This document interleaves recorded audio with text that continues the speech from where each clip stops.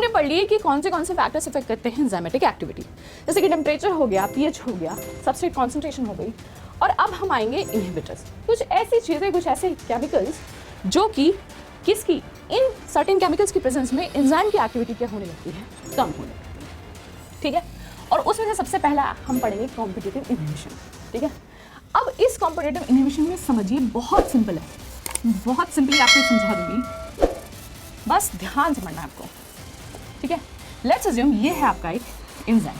ठीक है, अब इस एंजाइम का एक ये सबस्ट्रेट है। ठीक है, ये है आपका सबस्ट्रेट। ठीक है, अब ये जो सबस्ट्रेट आके ये अटैच हो जाता है किस पे, इस एक्टिव साइट पे। क्लियर है? अब समझिए इसी सबस्ट्रेट जैसा, ठीक है, अब आपके पास इसी सबस्ट्रेट जैसा लेट्स अज्यूम एक और केमिकल, इज विजिबल, यस, एक और केमिकल, ठीक है, जो कि स्ट्रक्चरली कैसा है, सिमिलर है सबस्ट्रेट जैसा, और ये भी आके अटैच हो सकता है किस पे, एक्टिव साइट पे। सबस्ट्रेट भी आके अटैच हो सकता है किस पे, इस साइड पे।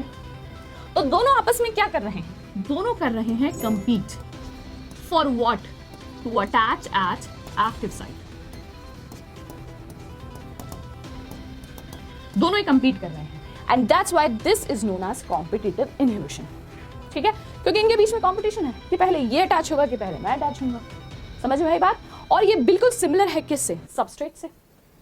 समझ में आई बात आपके? So that's why this is known as competitive inhibition. अब इसमें ये याद रखिएगा कि ईदर या तो सबस्ट्रेट अटैच हो सकता है एक्टिव साइट पे, या फिर ये इनहिबिटर अटैच हो सकता है। समझ में आई बात? कि अगर ये अटैच है तो ये अटैच नहीं रहेगा, और ये अटैच है तो ये अटैच नहीं हो पाएगा। क्लियर? फिर जब इनहिबिटर अटैच होता है तो वेलोसिटी ऑफ द रिएक्शन क्या हो जाती है, कम होने लगती है। ठीक है, रिड्यूस होने लगती है। जब इनहिबिटर अटैच होगा तो इनहिबिटर का काम ही क्या है, वेलोसिटी ऑफ द रिएक्शन को कम कर देना, कंपीट करके सबस्ट्रेट के साथ। ऑलराइट, सो ऐसे टाइम पे लेट्स अज्यूम कि मुझे अपनी रिएक्शन वापस से बढ़ानी है।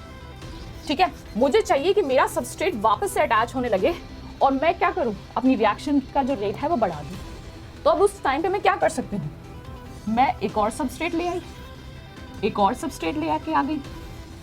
ठीक है, अब एक इनहिबिटर और ये इतने सारे सबस्ट्रेट, अब ये सब कोलाइड करने की कोशिश कर रहे हैं, तो किसके ज्यादा चांसेस होंगे कोलाइड करने के, सबस्ट्रेट के। And that's why you can attain Vmax. Vmax can be attained again, कैसे, by increasing the substrate concentration. Clearly, is this clear? So by increasing the substrate concentration वापस से मैं Vmax अटेन कर सकती हूँ। Hopefully this is clear, and let me remove this and let me write it. हाँ, तो सबसे पहले कि सबस्ट्रेट एंड इनहिबिटर क्या शो कर रहे हैं, सिमिलैरिटी। ठीक है, then compete for the active site. कौन अटैच होगा, इसको कोशिश करते हैं ये लोग कंपीट करने की।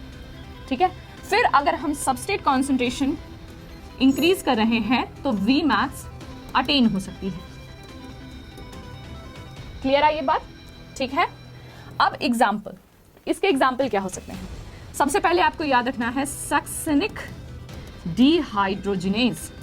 ये एक एंजाइम है जो कि सिट्रिक एसिड साइकिल या फिर इलेक्ट्रॉन ट्रांसपोर्ट चेन जो रिएक्शन है उसमें हेल्प करता है। बेसिकली ये सबस्ट्रेट अपना, जो कि क्या है सबस्ट्रेट इसका, इसमें आपको सबस्ट्रेट और एंजाइम के नाम सब याद होने चाहिए। सबस्ट्रेट है इसका सक्सिनेट, इस सक्सिनेट को बदलता है ये फ्यूमरेट में। ठीक है, अब इस सक्सिनेट की जो अटैचमेंट एक्टिव साइट है उस पे कंपटीशन के लिए आता है इनहिबिटर, और ये इनहिबिटर का नाम क्या है, दैट इज योर मैलोनेट। ठीक है, मैलोनेट और ऑक्सैलो एसीटेट। क्लियर है बच्चों कि सेम साइट पे ये रहा आपका सबस्ट्रेट और सेम साइट पे कंपीट होने के लिए क्या आ गया आपका इनहिबिटर। क्लियर? तो ये आपको रिएक्शन ये याद रखनी है कि सक्सिनिक डिहाइड्रोजिनेज मैलोनेट या ऑक्सैलो एसीटेट की प्रेजेंस में क्या होने लगेंगे, डिक्रीज।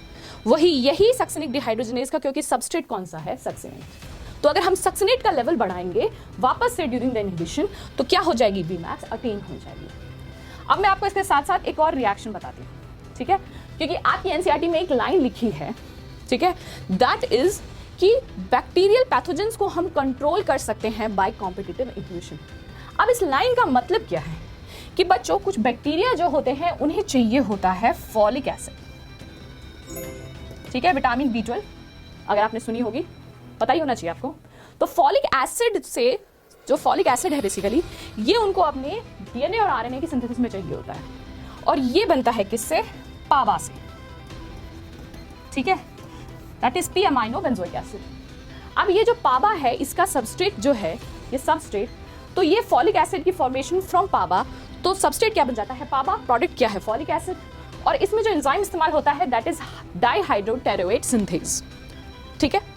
अब ये एंजाइम पे अगर हम इस्तेमाल करें certain drugs which are known as sulfa drugs, तो ये जो सल्फा ड्रग्स हैं ये कॉम्पीट करेंगे किसके साथ, पाबा के साथ, किस पे अटैच होने के लिए, एंजाइम्स पे।